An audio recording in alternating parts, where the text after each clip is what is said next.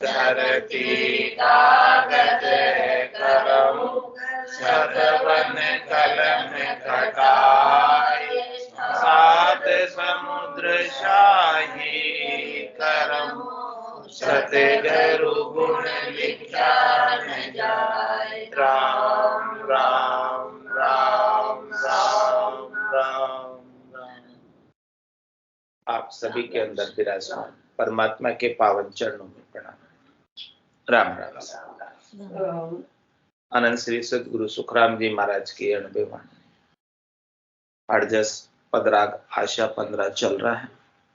महाराज फरमा रहे हैं, बांदा गरु तजिया दोष नाही रे, बांदा गरु तजिया दोष नाही, आगे चीज फेर वो पावे तो पाप काहे को होई, आगे चीज फेर वो पावे तो पाप काहे को होई रे, बांदा गरु तजिया दोष नाही रे, बांदा गरु तजिया दोष नाही, तीन रीत का जन है जग में न्यारा कर पिछाणी, तीन रीत का जन है जग में न्यारा कर पिछाणी, तो इन ज्ञान भेद में समझे नहीं तो कोई न जाने, तो इन ज्ञान भेद में समझे नहीं तो कोई न जाने रे, बांदा गरु तजिया दोष नाही रे, गरु तजिया दोष नाही, कयक संत सगत लग होई, दूजो होण ब्रह्म लग पावे, कयक संत सगत लग होई, दूजो होण ब्रह्म लग पावे, तीजा संत सता स्वरूपी आनंद लोक जहाँ जावे, तीजा संत सता स्वरूपी आनंद लोक जहाँ जावे रे, बांदा गरु तजिया दोष नाही रे, बांदा गरु तजिया दोष नाही, बल पांडव हर चंद ए भाई जग में संत कहाया, बलि पांडव हर चंद ए भाई जग में संत कहाया, यारी साय करी अवतारा सतगुरु कर नहीं जान्या, यारी सहाय करी अवतारा सतगुरु कर नहीं जान्या रे, बांदा गरु तजिया दोष नाही रे, गरु तजिया दोष नाही, महिमा करी ज्ञान में सबकी सहाय सकल की, महिमा करी ज्ञान में सबकी सहाय सकल की, चरना जाए पड़ा नहीं यारे ना दीक्षा सोलीवी, चरना जाए पड़ा नहीं यारे ना दीक्षा सोलीवी रे, बांदा गरु तजिया दोष नाही रे, बांदा गरु तजिया दोष नाही, सत्य स्वरूप उपासी जन हुआ निज नाम जिन पायो, सत्य स्वरूप उपासी जन हुआ निज नाम जिन पायो, जहाँ अवतार आन कर निबिया शरणों आप समायो, जहाँ अवतार आन कर निबिया शरणों आप समायो रे, बांदा गरु तजिया दोष नाही रे, बांदा दोष नाही, बड़ी पहुँच जगत में कहिए यूं सुन बड़ा न होई, बड़ी पहुँच जगत में कहिए यूं सुन बड़ा न होई, बड़ी पहुँच कहे सो ज्ञानी इष्ट बीज में जोई, बड़ी पहुँच कहे सो ज्ञानी इष्ट बीज में जोई रे, बांदा गरु तजिया दोष नाही रे बांदा, गरु तजिया दोष नाही।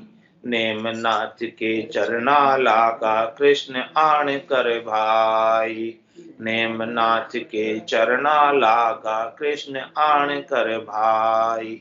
और संत का चरण गया हुए तो कहो शिष्ट के माई, और संत का चरण गया हुए तो कहो शिष्ट के माई रे बांदा, गरु तजिया दोष नाही रे बांदा, गरु तजिया दोष नाही। महाराज कह रहे हैं बांदा, हे मन समझ, तू सोचता है कि मैंने गुरु किए और मैं गुरु को छोड़ दूंगा तो मुझे दोष लगेगा। तो महाराज कह रहे हैं कि गुरु को छोड़ने से भी दोष नहीं लगता, यदि आगे और उससे अच्छे गुरु मिल जाए, चीज आगे अच्छी प्राप्त हो जाए, तो मध्यम चीज को छोड़ने का कोई गम नहीं होता। उत्तम चीज प्राप्त हो रही है और उत्तम नहीं हो रही है, निम्न चीज प्राप्त हो रही है, तो मध्यम थी उसको छोड़ा, उसका दुख होगा। तो महाराज हमारे कि संसार के अंदर तीन रीत के जन, तीन प्रकार के भक्ति करने वाले जन हैं। एक तो माता शक्ति तक का लोक प्राप्त करते हैं, माया का लोक प्राप्त करते हैं, माता का देश प्राप्त करते हैं। और दूसरे ओंकार ब्रह्म यानी पिता का देश, ब्रह्म के देश को प्राप्त करते हैं। तो जो माया तक प्राप्त करते हैं वो हद है, और माया से आगे ब्रह्म तक में जाते हैं वो बेहद है। तो ये हद और बेहद तक के जन हैं जो कुल में ही रहते हैं, कुल का ही व्यवहार करते हैं। ये माया और ब्रह्म का कुल है और इसी के अंदर जाना और आना बना रहता है। तो जब तक कोई कुल में रहता है तब तक भला कैसे वैरागी हो सकता? जब तक वो कुल को छोड़कर गुरु के पास नहीं जाए तब तक वो वैरागी संसार में भी नहीं होता। ये सामान्य सा दृष्टांत है, जो शरीर से वैराग लेते हैं उनकी बात बता रहे। तो महाराज हमारे यहाँ शरीर को वैराग नहीं दिलाना है, वैराग दिलाना है आपको अपनी आत्मा को। शरीर के वैराग दिलाने से कोई खास फर्क पड़ने वाला नहीं है। शरीर चाहे ग्रस्त में रहे चाहे वन में रहे, इसका कोई फर्क नहीं। जब तक ये आत्मा को वैराग प्राप्त नहीं होगा तब तक इसका जाना और आना लगा रहेगा। तो महाराज फरमाने इसको पहचान करो आप, इसलिए पहचान करा रहे, समझ करा रहे अपने कि कौन से संत के पास जाना, कौन से गुरु करना जिससे अपनी आत्मा का कल्याण हो जाए। बाकी कहते गुरु तो सबने किए, गुरु किसने नहीं किए? सबके गुरु है कोई ना कोई, तो है कि नहीं है? तो महाराज पहचानो वो गुरु कहाँ तक के, उनके पास पहुंच कहाँ तक की है, पराक्रम कहाँ तक का है, कहाँ तक की पहुंच पराक्रम।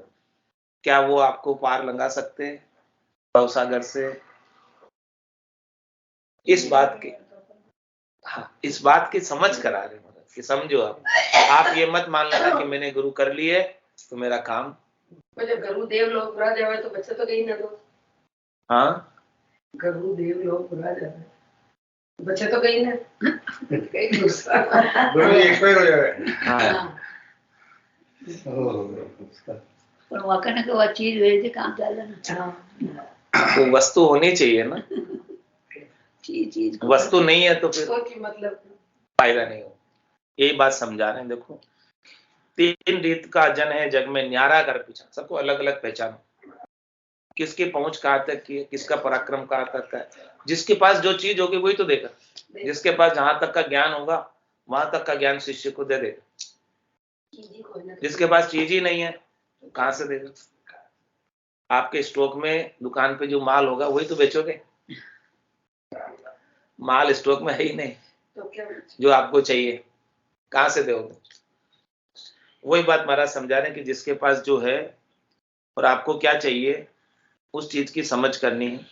कि कई संत सगत लग होई, माता शक्ति तक का उपाय है उनके पास, वहां तक वो पहुंच जाते हैं और माता से सारे सुख वैभव धन संपत्ति 3 लोक में फल सब माता देती है, शक्ति प्रदान करती है माता, तो सब शक्तियां प्राप्त कर लेते हैं। नवरात्रि में जो आराधना होती है शक्ति की आराधना होती है, माता की आराधना होती है, तो वहां तक की पहुंच पराक्रम प्राप्त हो जाता है। त्रिलोकी के अंदर शक्तियां प्राप्त हो जाती है, जिस जिस प्रकार के जिस जिस रूप की आराधना करते हैं वो रूप का शक्ति अपने को, उसमें जो पराक्रम होता है वो सब प्राप्त होता है। वो भी निष्फल नहीं जाता, वो भी सफल होता है, लेकिन उससे आत्मा का मोक्ष नहीं होता। शरीर तक का है, सुख मिल जाएगा, तो सुखों की प्राप्ति का सारा उपाय वहां तक होता है। और दूजा होण ब्रह्म लग पावे, और कोई होणकाल ब्रह्म तक पहुंच जाता है, सृष्टिकर्ता परमात्मा के पद तक पहुंच जाता है। और तीसरे बता रहे तीजा संत सता स्वरूपी आनंद लोक जा जा। तीसरे जो संत हैं वो सता स्वरूपी, वो आनंद लोक की प्राप्ति करते हैं और वापस 3 लोक में आते नहीं। जाना आना आवागमन उनका रुक जाता है। कर्मों को भोगने के लिए 84 लाख प्रकार के जीवों का दुख देखने के लिए, गर्भवास के दुख देखने के लिए, संसार के सुख दुख पाने के लिए उन्हें आने की आवश्यकता नहीं रह जाए।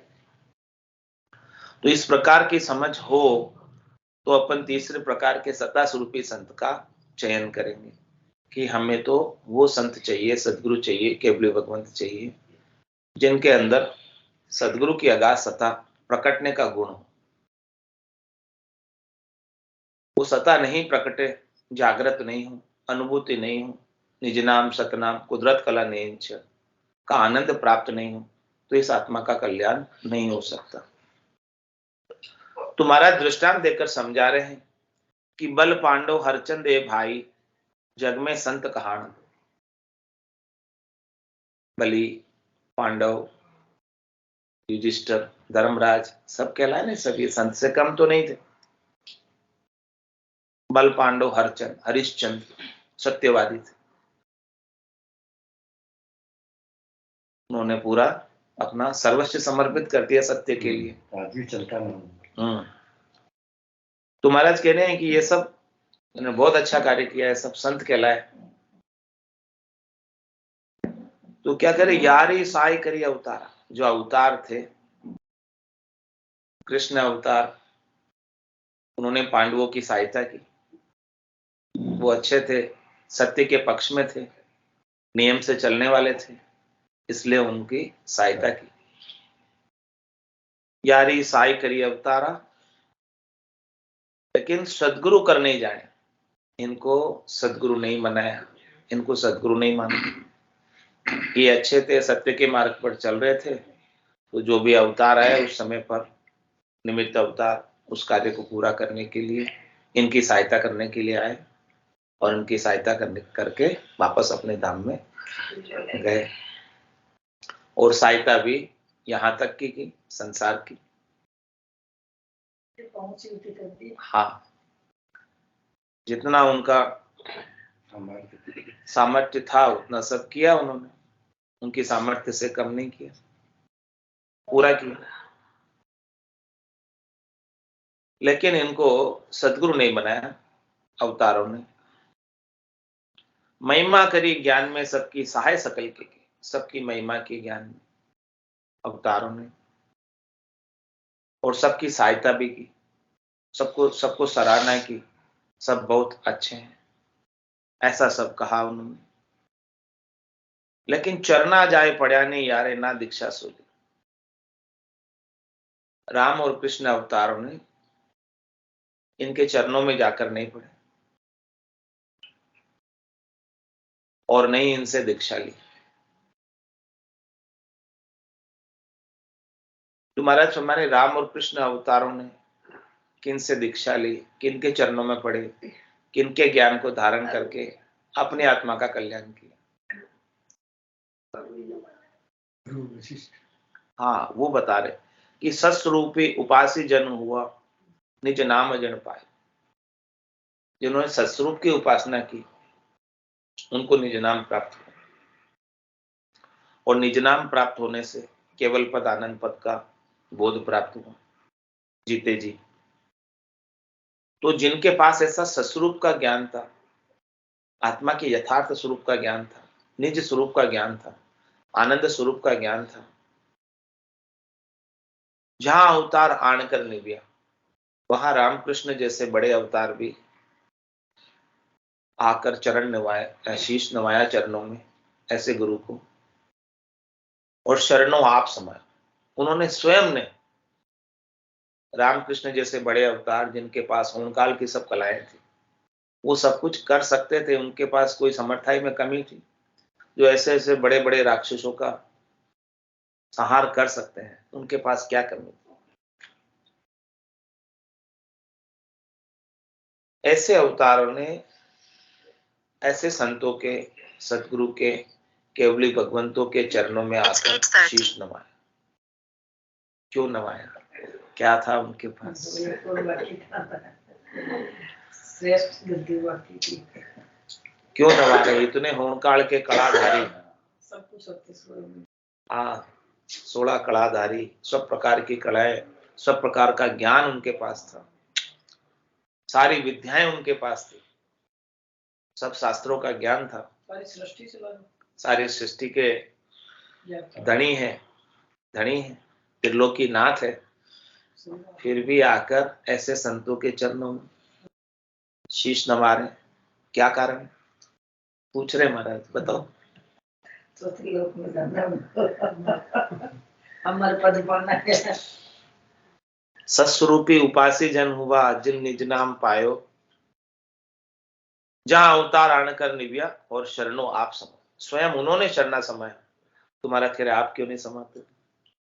रामकृष्ण जैसे बड़े अवतार भी शरणा लिया ऐसे ज्ञान का, केवल्य ज्ञान का। वशिष्ठ मुनि से दशरथ नंदन भगवान श्री राम ने ऐसा ज्ञान प्राप्त किया, और नेमनाथ जी के चरणों में गए भगवान कृष्ण, और उनसे केवल्य का ज्ञान प्राप्त किया।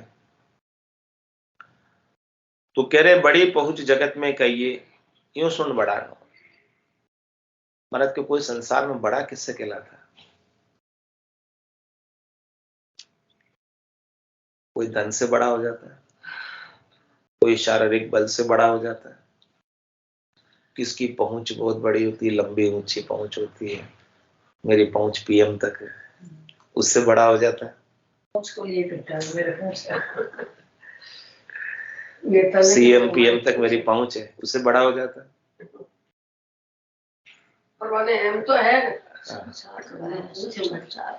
तो महाराज क्या कह रहे हैं कि भी बड़ी पहुंच जगत में कही है, संसार में बड़ी बड़ी पहुंच वाले बहुत बैठे हैं, कोई बहुत करोड़पति, अरबपति, खरबपति भी बैठे हैं, अंबानी जैसे, उनको बड़ा कहते हैं अपन, कहते हैं। लेकिन महाराज कह रहे हैं कि यूं सुन बड़ा न हो, इससे बड़े नहीं होते। किसी के संसार का धन वैभव, इससे कोई बड़ा नहीं होता। वो पूछ यही रह जानी, रीतो ही आयो इतो ही जासी, भूखो प्यासो ना गोरे, अंधन लक्ष्मी छोड़ चले गो, साथ न चाले दागो। अब कितना भी हो, आप चाहे 1 रुपया हो, चाहे हजारों करोड़ों, अब वो जाते वक्त बड़ा रहेगा। सिकंदर के खजानों की चाबियां 60 ऊँटों पर चलती थी, खजाने नहीं, केवल चाबियां। अब कितने खजाने होंगे उसके विश्व में? कितना बड़ा था वो, विश्व विजयी था। जब वो गया था तब उसके जनाजे से हाथ बाहर थे, खाली थे, कुछ भी लेकर, लेकिन अपन सब बड़ा कहते हैं उनको। होगा ना रिकॉर्ड। लाओगे ढूंढने जाएगा एक उठने ढूंढने चाबी ले ले सारे साहूकार हो डायरेक्टर का हो तो इंदिरा गांधी ने निकाला फोन लेगी ना लेगी सुगाई लिया सुगाड़ी सुगाई लिया। तो महाराज कह रहे हैं कि इससे कोई पहुंच से, धन से, संपत्ति से बेपस, क्योंकि आत्मा उसमें से कुछ प्राप्त कर सकती नहीं, आत्मा को इसमें से कुछ मिलने वाला नहीं। और आपका स्वरूप आपकी आत्मा है, आपका स्वरूप ये शरीर नहीं है, संसार नहीं है, धन नहीं है, संपत्ति नहीं है, वैभव नहीं है, ये चीजें आपकी है ही नहीं। ये चीजें तो आपको थोड़े से समय के लिए उपयोग करने के लिए मिली है, जो यहीं से उठानी है और यहीं छोड़ जानी है। सब पता देख लो, सबको पता। कुछ भी इसमें से आप साथ लेकर जा नहीं सकते, इसीलिए बड़े नहीं कहला सकते। ये होने से इनसे कोई बड़ा नहीं बनने वाला, इन चीजों से।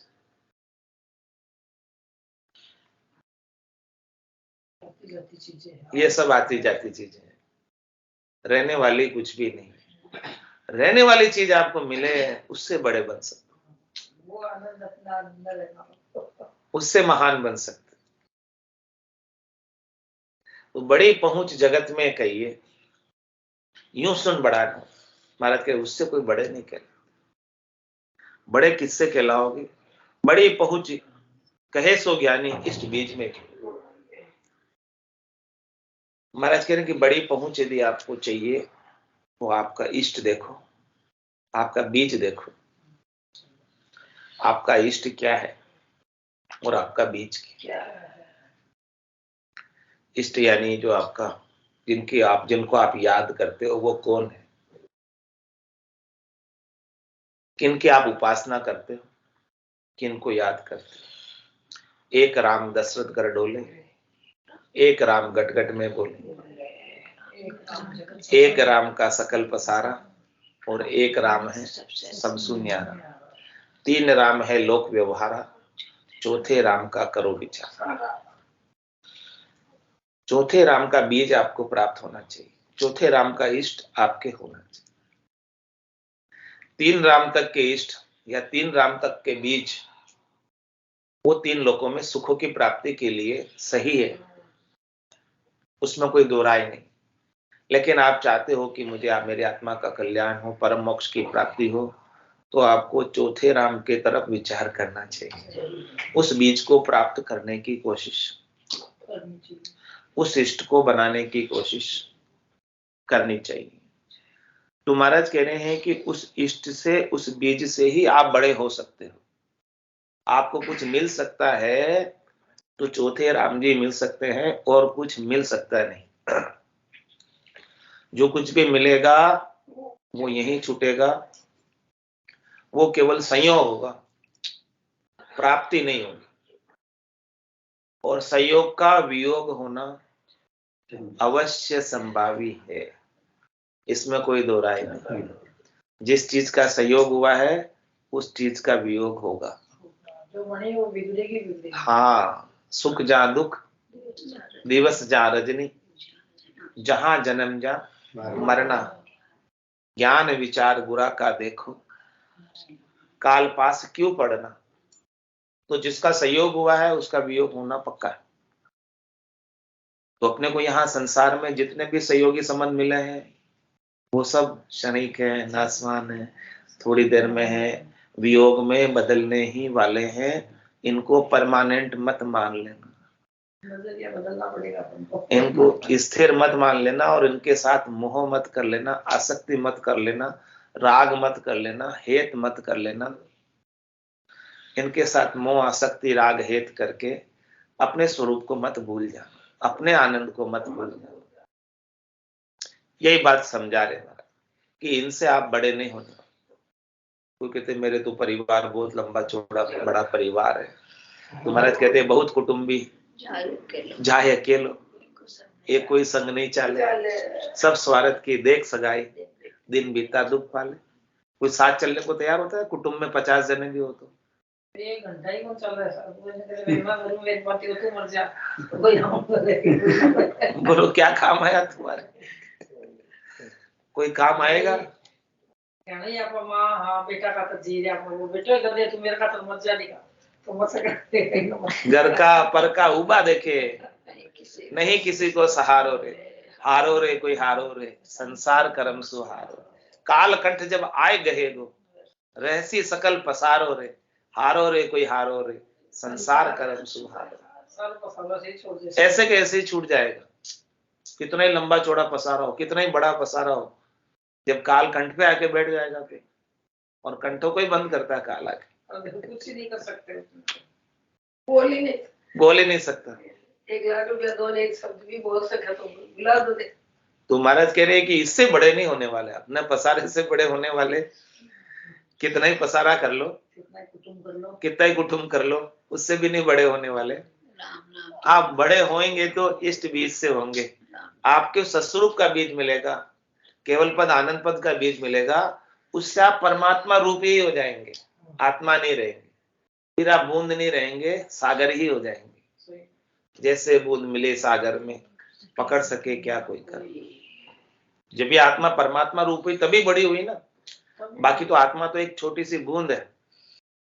तो वास्तविक बड़ा होना है, वास्तव में बड़ा होना है तो परमात्मा रूप बनने में है बड़ापन।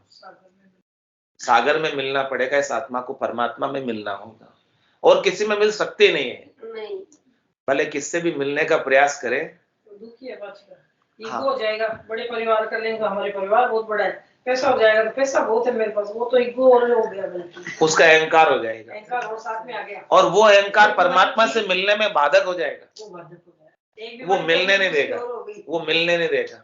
जब तक बूंद अपना अस्तित्व रखती है तब तक वो सागर नहीं बन सकती।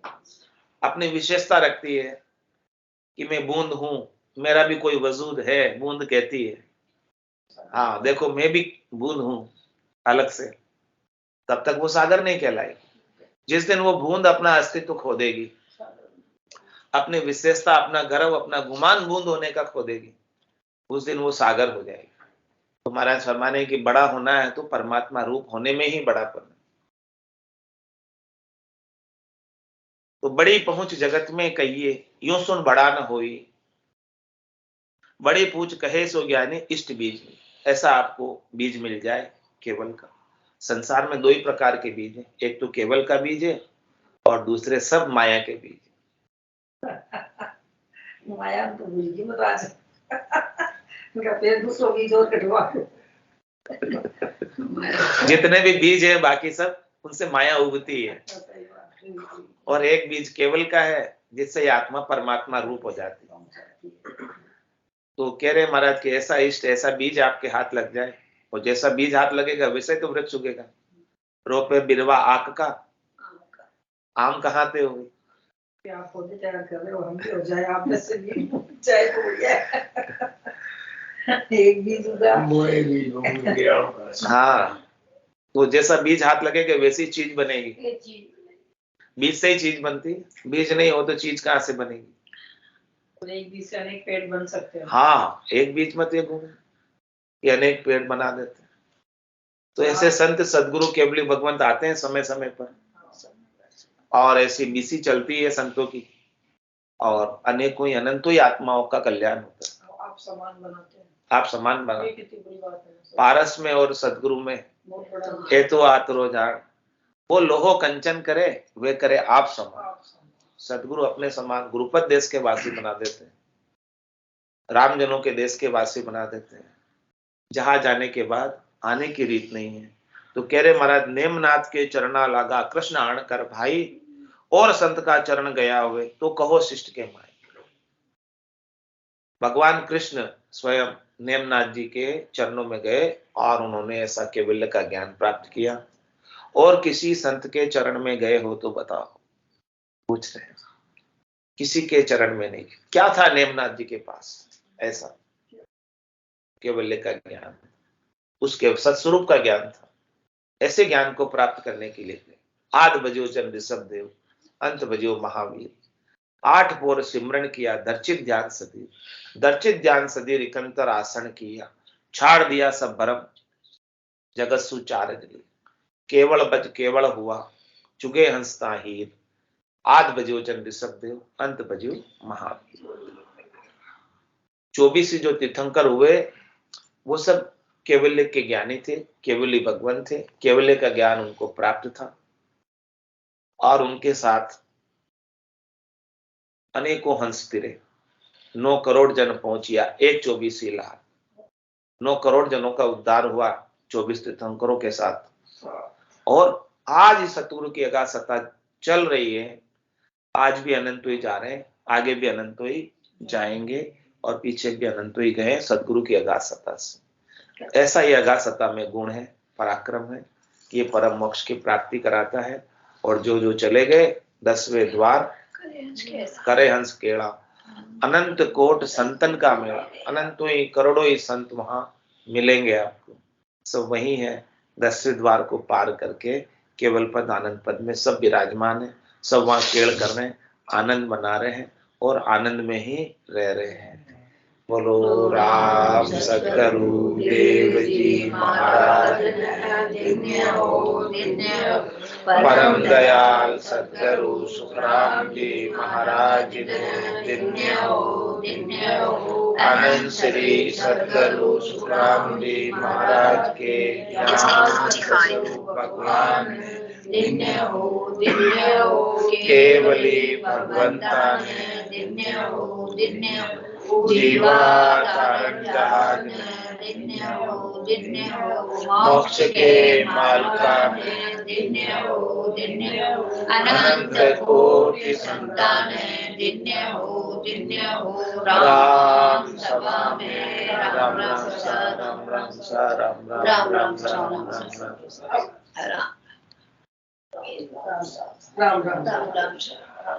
राम राम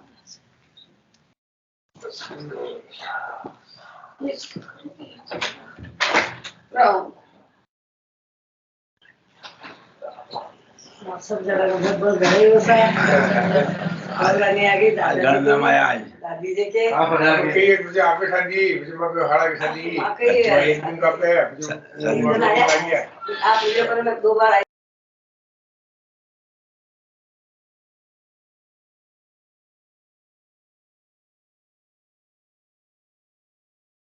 राम राम सा राम राम सा लाग रही है मैं चलो मजी बात निके